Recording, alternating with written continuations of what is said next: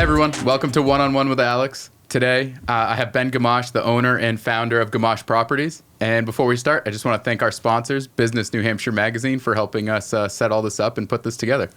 How's it going, Ben?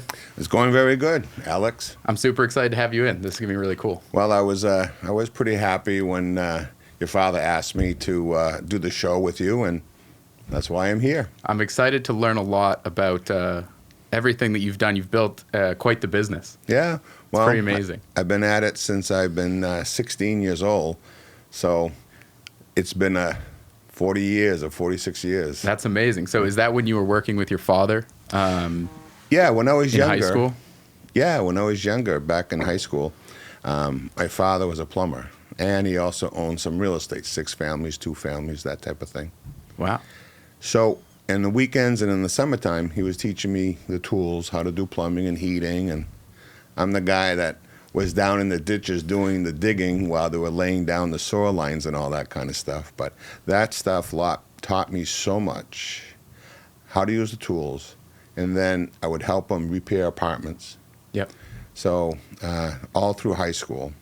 So when I got out of high school, I wanted to buy a piece of property. Your first one? My first one.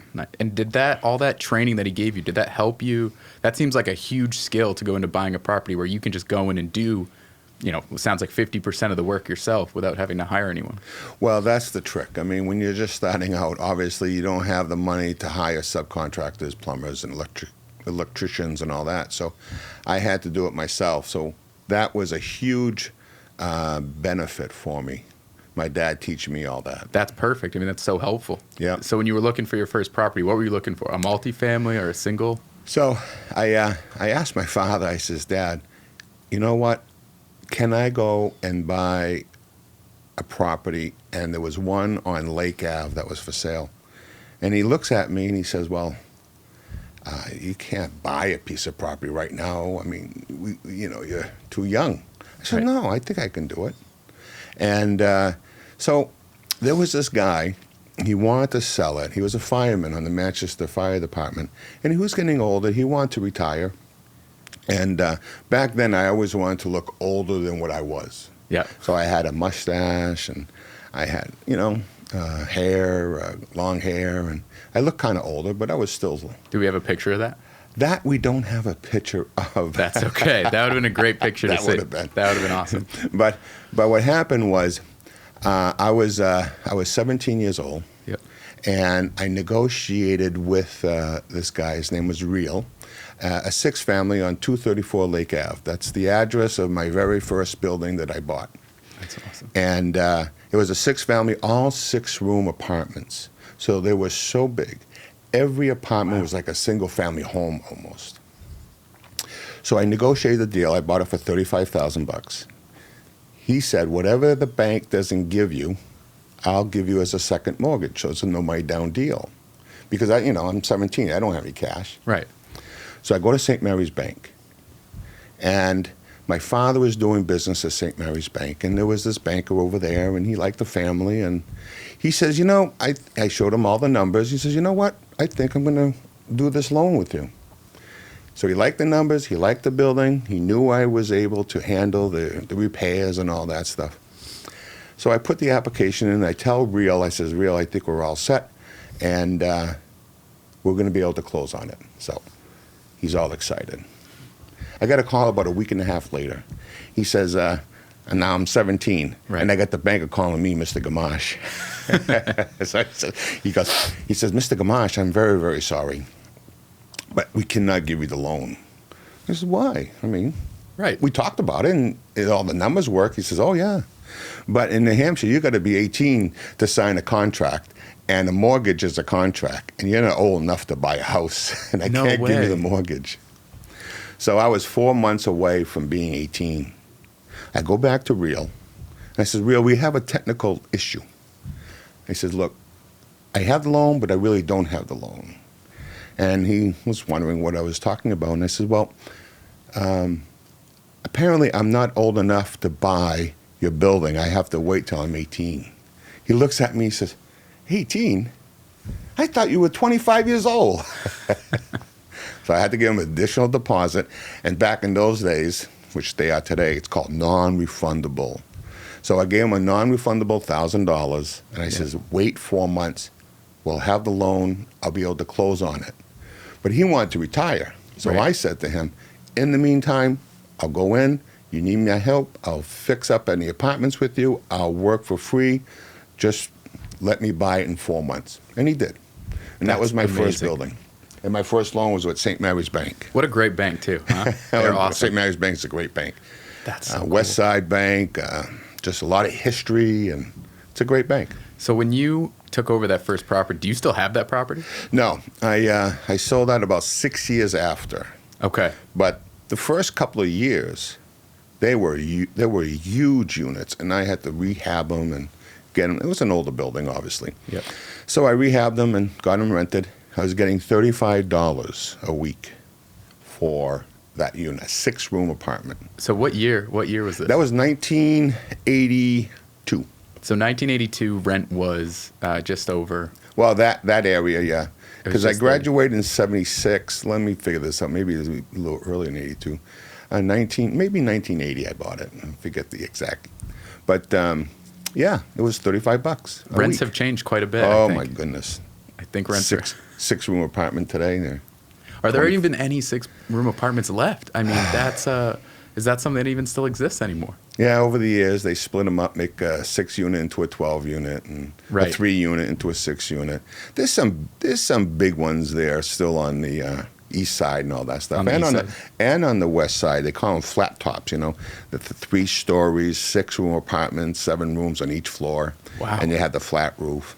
Oh, yeah, okay. I've seen a couple of those. You've seen a lot of those around. There's still a lot. That's amazing. Actually, my son still owns one on Thornton Street. Oh, does he really? Yeah. That's awesome. 3 family, all 6 rooms.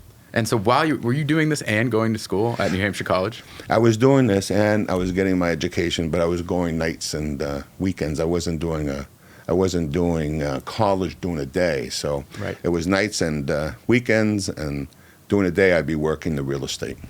And so after that first house, did you then immediately start buying more, or did it, because it took so long to rehab, you were focusing on that and then?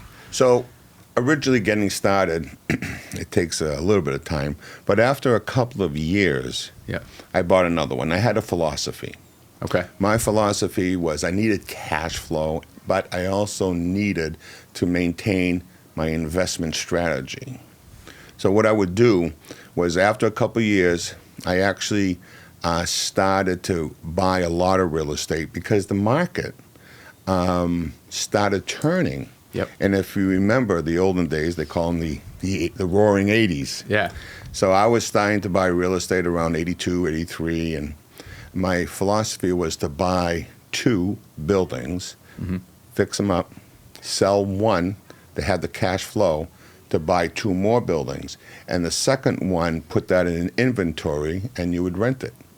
Wow. So I would be buying 2, fixing them up, put one in inventory, selling the other one to have the cash flow to go buy 2 more, 2 to 1, 2 to 1, 2 to 1. Wow. So that brought up to the point where I had like 20 or 30 buildings. And this is when the 80s was a time, at least from what I've been told and what I've read, that it was a little easier to get a loan. Yes. And there were some issues with that towards the end of the 80s. Towards the end of the 80s, there was some issue with that. I mean, everything is a learning curve in business. Right. And things that are okay one decade, after they learn, we all learn, second decade, it's different. Right. But what happened in the 80s and why everything went so crazy was because, if you remember, well, you probably won't, but in the late 70s and early 80s, remember when gas was expensive and $2-3 a gallon at the time, and interest rates was 18%. Wow. My first loan at St. Mary's Bank, I paid 18% interest. Wow. So that's huge. Well, that was normal then. So because I was paying 18% interest, you would do your numbers on your commercial investment on a rate of return and using an 18% interest rate. So now I'm buying up a whole bunch of properties with 18%, 17.5%, and 18.5%, and doing all those things and making them cash flow at those rates. What happened was, towards the middle to the not to the end of the 80s, but the middle of the 80s, 87 and 80, 88, the interest rates started dropping. So when the interest rates started to drop, Yep. that increased your cash flow, which increased the value of your property. So when interest rates drop, commercial property increases in value. Obviously, the opposite's true. I mean, Right. we have very low interest rates today, and it's been like that for a long time. So what could happen in the future if rates go up, it will devalue the commercial real estate. Is that an issue? That the That's- rates are so low? Would you prefer them to be higher, or is it because it's different when you're in real estate and you're looking at it as an investment? You know, I've always wondered what's really better. Do you prefer higher interest rates because it feels safer, or is it lower interest rates are better just for cash flow? And it's Well, if you're only talking about real estate, now, lower interest rate in an economic factor of a country, right. it's perfect. It's great. That's what we're supposed to be. More people besides real estate people, but just generally, the world can work and be a lot better off financially. Okay. I guess in the interest of real estate, if you could time it correctly, Yeah. high interest rates, buy everything, and when the rates come down, sell everything, but that's impossible. It's like picking a great stock, you can't Right. do that. So, but generally, lower interest rates are better for business in It's for real estate everybody. too. It's for everybody. So we don't like high interest rates. Okay.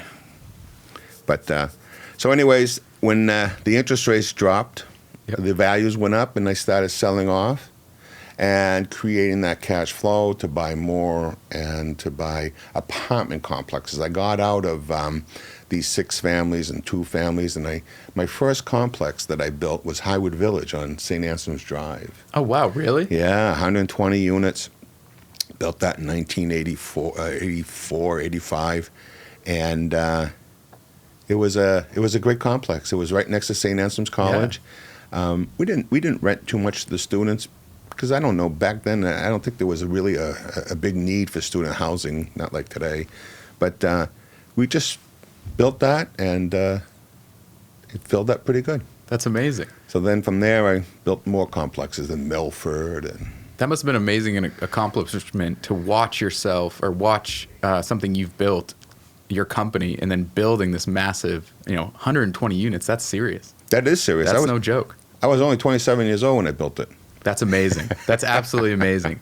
Was it awesome walking around that property as they were finishing it up, thinking like, I just created this? Yeah, it was awesome. I mean, let's face it. I mean, you built 127 apartments, and it's filling up, and there was a demand for it. And it's a great location. It was next to Manchester, but away, so you had that country living, and it was pretty nice. We didn't have it empty too long. When we'd get a building online, Yep. we'd rent it out, and it got filled up within a month or so. 24 units per building. Wow. Yeah, so that was pretty awesome. Then we did another one in Milford, New Hampshire, Souhegan Estates, and then we built one in Portland, Maine. Wow. Yeah. I didn't even know about that one. Yeah, we built 117 units in Portland, right on Forest Ave. And are these were these affected at all by the real estate crash in the 80s, or was this after that? So they were not affected by the real estate crash in the 1980s, these particular properties. Yeah. It just so happened before the crash came, I have sold off those properties. Oh, okay. And we were buying bigger properties. So 500 units, like in Canterbury Estates in Nashua. Yeah. Yeah. Wow. I bought that. That's amazing. Yeah. So we got up to like 1,800 apartments back then. Wow. But then when the crash came, everybody's positioning themselves. Yep. And some people had to go bankrupt, and they came back and all that stuff. But I was a little bit fortunate. I didn't have to go bankrupt, but it took a toll on everything. It was like starting all over again. Everybody was just badgered right down to the beginning again, and we just started over. But at that time, I sold off a lot of the apartments, and then the commercial was really, really super cheap. Oh, okay. It was crazy cheap, and we were buying buildings at $5 a foot. Wow. Yeah. Yeah, no, that doesn't happen. That don't happen today. No. But they were empty. Yeah. I mean, so you're buying an empty building. Of course, you're paying $5 a foot. But you just work them like I work those apartments and fill them up and get them to the point where they're making money. Was that your transition from normal real estate or more rentals to commercial? That's right. That's it. So the residential, it's very, very intense. I mean, it's a 24/7 job. Yeah. Clients are living in their homes after 5 o'clock because they're working all day. Right. And then that's when everything happens. So you're always working 24/7 in the residential market. In the commercial, you're working 24/7, but not with clients, with maybe facility issues, the heating system and all that. If it goes out in the wintertime at 2 o'clock in the morning, those type of things. But if you maintain your properties, it's pretty easy. And the clientele, they're only there from 8 to 5. So Right. you really kind of have an 8 to 5 job.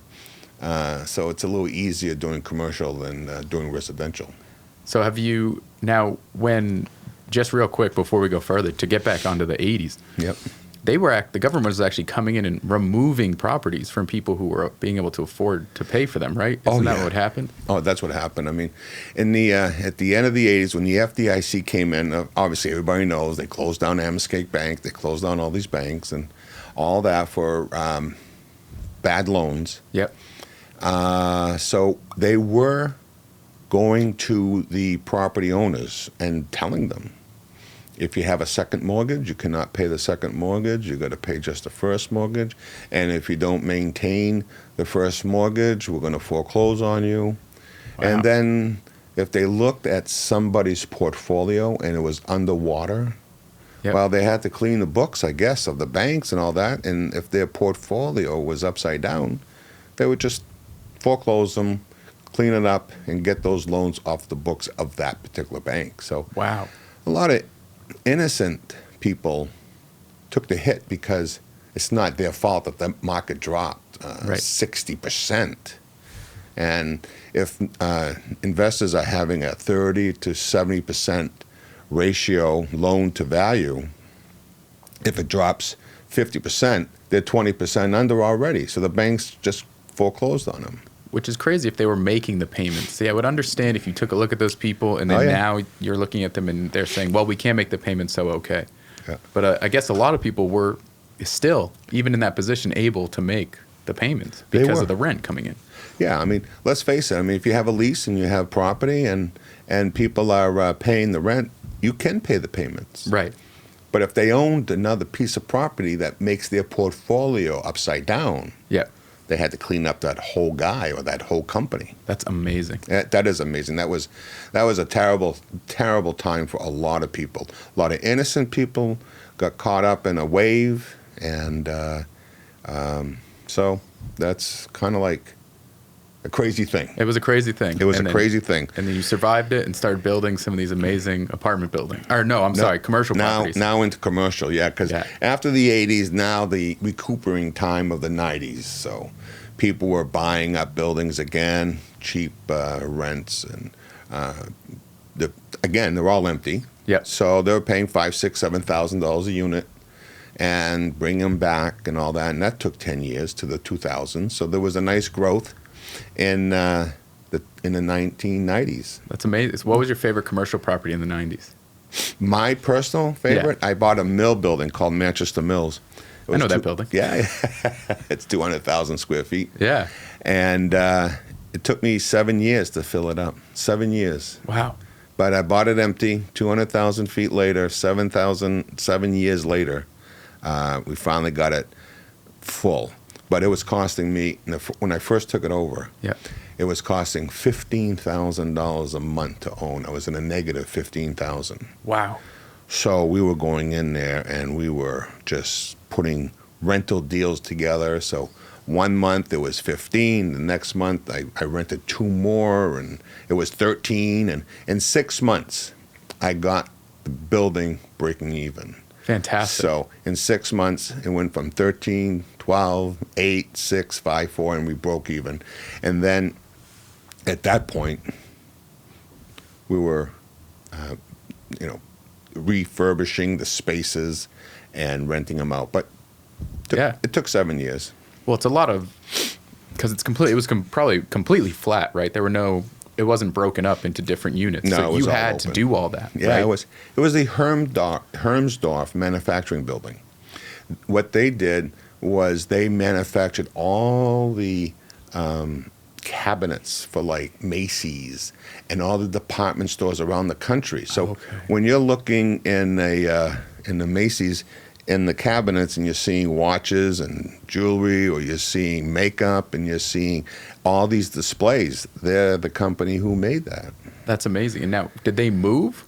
No, they went out of business. Yeah. They were there for like 40, 50 years. Something, I'm not sure what happened. Yeah. They just went out of business, I guess. But what an amazing property to get a hold of. Yeah. I mean, that's Yeah. amazing. It And was so fun. as soon as it was full, did you sell it or did you hold on to that property? I still have that now. That's amazing. I still have it, yeah. Oh, that's awesome. Yep. That's so cool. It's right next to across the street from the new Market Basket. Right, exactly. Yeah, that's an amazing building. Yeah. Actually, I was just in that building. There's an amazing production company in there. Oh yeah, sure. Yeah, those guys are fantastic. Yep. So what after that, after starting to buy up these properties, so did you stay in commercial? Is it commercial only, or did you guys start? Yeah, I stayed branching back out? I stayed in commercial. I didn't go back to residential because I was focused Yep. in commercial, and then once you start getting your marketing, your asset, your renting, and all that, for me, I had to make a decision because a maintenance crew for residential is completely different than a maintenance crew for commercial properties. Mm-hmm. So I let all the commercial, I let all the residential properties go, sold those. I still have one, though, I got for 30 years when my office was on 16 Lowell Street there, that building on the corner of Elm and Lowell. Yeah. I got those apartments upstairs. That's the only residential building I have left, but I bought that so long ago. I just want to keep it. You know. I agree. Yeah. So we're just focusing on buying more buildings, and Is that what you guys are doing now? oh yeah, It's just in a growth pattern, trying to get some more buildings in the portfolio that makes sense. And we just closed on one of the factory outlet malls in Kittery on Route 1 oh, really? just a couple days ago. Yeah. So you're going to take over one of those? Yep, one of those strip centers on Route 1 in Kittery, Maine. So. Oh, that's awesome. So which one? Which? This one has the DXL. It's on Dexter Lane. It's kind of like behind the old Dexter Shoe building. Yep. Dexter Shoe was there for years, and now it's another shoe company. It's not called Dexter Shoe, but if anybody goes to Kittery and they know where the Dexter Shoe building is, it's right there. It's right behind there. It's DXL. Oh, yeah. Men's clothing is in there, and we've got gift shop in there. We've got a suitcase company that like sells Samsonite or all something that like that. suitcase at wholesale prices. And we actually just rented to a barber shop. Now, these barber shops, they're starting to come into play where there's like 10 chairs. Right. Yeah, it's no more around one little barber shop, people. It's 10 chairs. It's an event. They go in. They get their hair done, and they got things to do while waiting. So it's an adventure today to go get a haircut. It is. It is. That's the best part. One of our, we actually have a barbershop, King's Barbershop, not to Oh, yeah. tell anybody about that. Oh, you do? We do, right on the 5th floor of this building that we're in. Oh, no kidding. So if anyone in Manchester needs a haircut, come Yeah. to King's Barbershop. They do a great job. If anybody needs a haircut in Kittery, go to 8 Dexter Lane, Kittery Outlet Mall. That's amazing. That's the name of the building. That's the name of the plaza, building. Kittery Outlet Mall. So, so we're still doing that. I'm not buying as much, Right. but I'm still buying today. When it's a good deal. Yep. And so if you were going to tell someone who was going to start out, where would you start, or where would you tell them to start? Would you tell them to start with a really small commercial property or a really small residential property? So I would definitely say start out with a residential property. Okay. Commercial is very difficult. You can always rent a nice apartment. You can get that apartment rented within a week or two, and you can always find some people there to rent. But commercial, it's like a marriage. You got to find a company who actually needs that amount of space. Right. Then when they do commit on that space, then as a landlord, they call it tenant fit up. So you got to do T&I and spend some money to get them in there. They'll sign a long-term lease, but it's more expensive. Yep. So unless you have extra money that you just are lucky enough to invest, I would say normally to go residential. Pick up a nice 3-family, get used to communicating with tenants, seeing people's needs, working the building, do what you need to do to keep your clientele happy, and then grow from there and buy a 6-family. I mean, don't stick around the 2 families and the 3 families. I mean, Yep. The ultimate goal is to maintain a low overhead. Yep. And it's something as simple as a roof costs X amount of dollars. Right. If it's over 6 apartments, you got 6 apartments paying for roof repairs. If that same roof is over 1 apartment, you got 1 apartment paying for that roof repair. So maximizing units under 1 roof is beneficial for your cash flow. For the rent. Yeah. For the owner. For the rent. So you collect rent 6 times, and That's really cool. And so do you still live by the buy 2, sell 1 philosophy? Is that something you're still using today? well, no, I'm not. Only because I'm just buying 1 good deal at a time. Okay. And I haven't been selling, but I'm thinking about selling a couple of buildings. I got 2 for sale right now on Chestnut Street, 540 and 530 Chestnut Street. And Oh, wow. yeah, 2 beautiful commercial buildings, all rented, ready to roll. I got a nice building on 50 Bridge Street, 35,000 square feet. Wow. Might want to sell that one if anybody's interested in that. Give me a call. Yeah, exactly. Give Ben a call if you need any of these commercial properties. And so would you still recommend that methodology? Oh, absolutely. Okay. So when you grow, you need to have cash flow Yep. to pay your bills, but you also need capital to invest. So the only way to get your capital to invest is to sell a piece of property and Right. pick up 40, 50,000 and take that 50 and go buy 2 more. I mean, leverage it. Yep.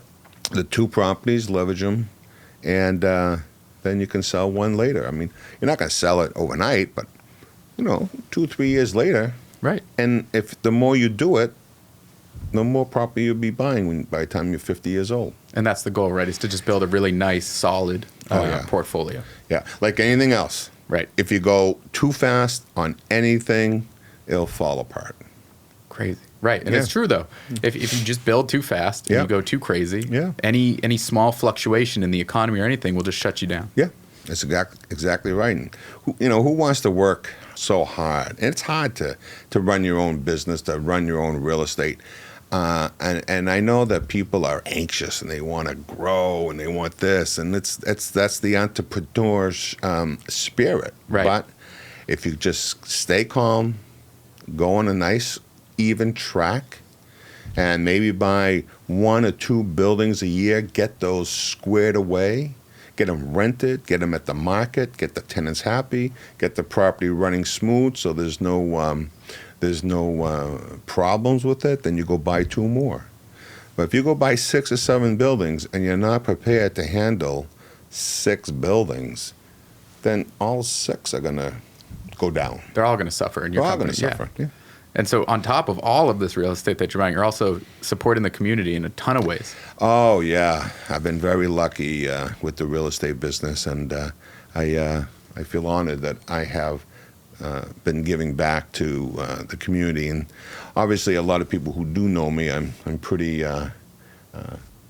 excited about Easter Seals. My favorite charity in all of New Hampshire. It's unbelievable how much they do, how much they change people's lives from 2 years old, from being born to, older, and time that people have to expire. I mean, everything in between, every age in between, every situation in between, Easter Seals is there.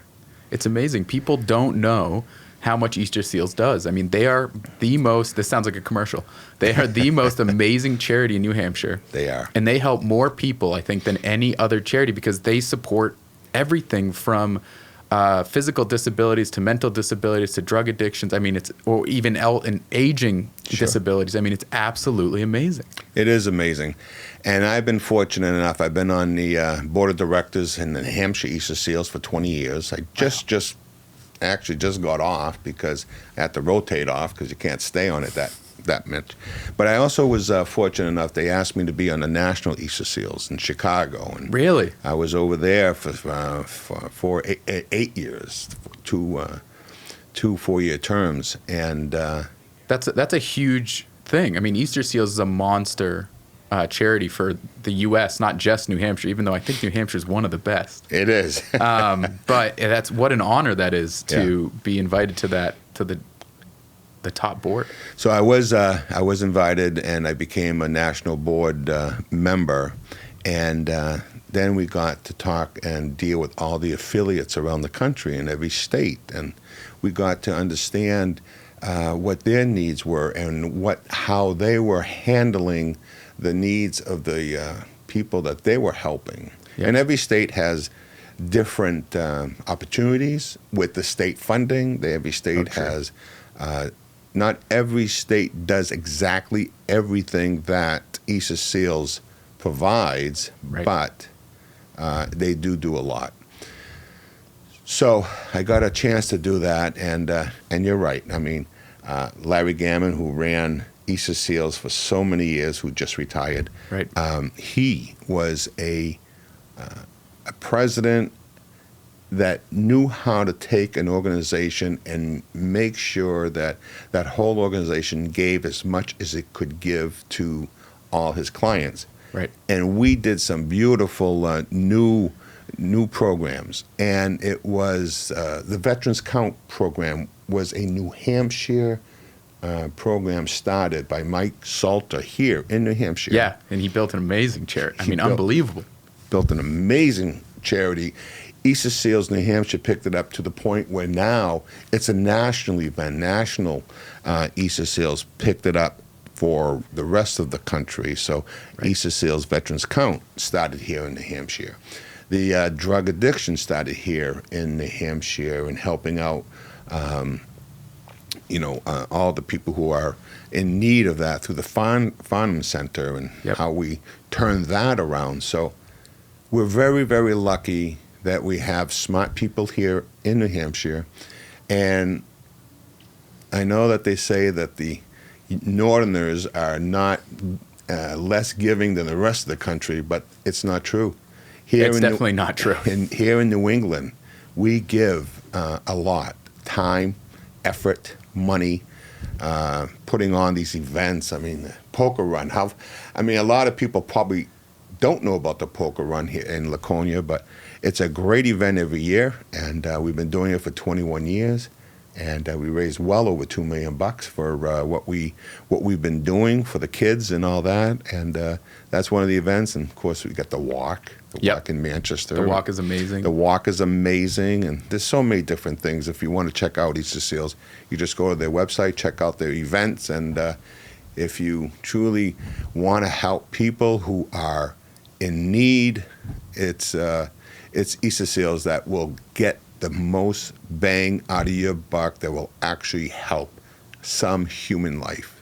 They will. And if you want to go to an event, which I think is going to sell out quickly, the wine event is I sponsored that. You're right. Yeah. You're one of the major sponsors, right? Yeah, I do the auction.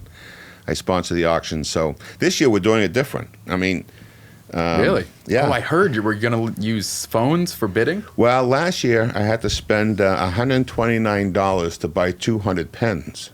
Okay. So Right. I put the pens. But this year I saved $129, so I put that towards the Easter Seals event, and now everything is done by the phone. So That's so cool. There's no pen. But if you guys still want a Gamache property pen, give me a buzz. I'll send one over to you. But there's no pens. Yeah. And you do it on your phone, and you got your credit card. And if you win, you win. And if you don't, you don't. But you have the chance on your phone. So it's a lot easier. I think that's super interesting because the event's so large. I mean, it's I think the largest wine tasting in New England. It's incredible. And you're distracted, but you still want to bid because you want to help Easter Seals. Sure. And I think that they lost out a little bit with the people being so distracted that they're not bidding on something they would probably want. Right. I love this phone idea. I think this is great. It's a great idea. And there's a lot of people there. So if you really want something and there's 4 or 5 people that wants the same thing, you can't go bid because they're in the way. They're looking at the item. They're literally watching the item. They're watching the Yeah. item. So on a phone, you can have a nice glass of wine. You can be bidding. You could be talking. It's a great idea. So, That's so we're trying fun. something new this year on that. I like it. Yep. So at the end of every podcast, Yep. I think it's so important to teach people that failure is not really a bad thing.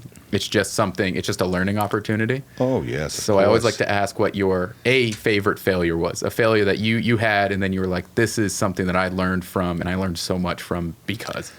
Well, everybody who has a little success in their lives have failed because you cannot succeed without failing.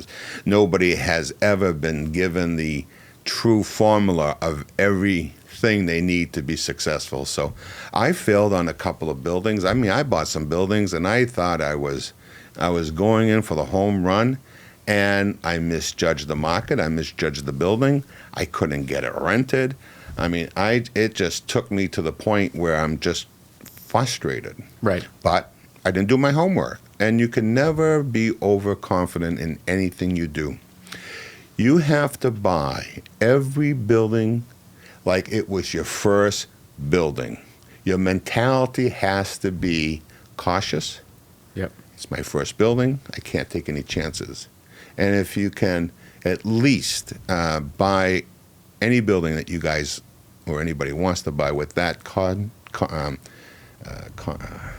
Cautiousness. cautiousness. Yeah. I'll say it right now. You can go over it. If you could buy any building with that cautiousness of your first one, your minimum mistakes will be a lot less. But you'll make mistakes and you have to learn from them. Right. And that's amazing. So that's actually a really important thing, I think, to tell people is that, just because your first apartment, your first little 3-family went well, and maybe you Yes. bought another one, you can't just jump into your third 3-family or a 6-family and think everything's going to be okay. You should do your research, be very careful, Yep. and treat every purchase like it's the first one. Absolutely. Because it can get out of hand, I'm sure, easily. Oh, yeah. You miss an inspection, you miss a roof issue, a foundation issue, and it's over.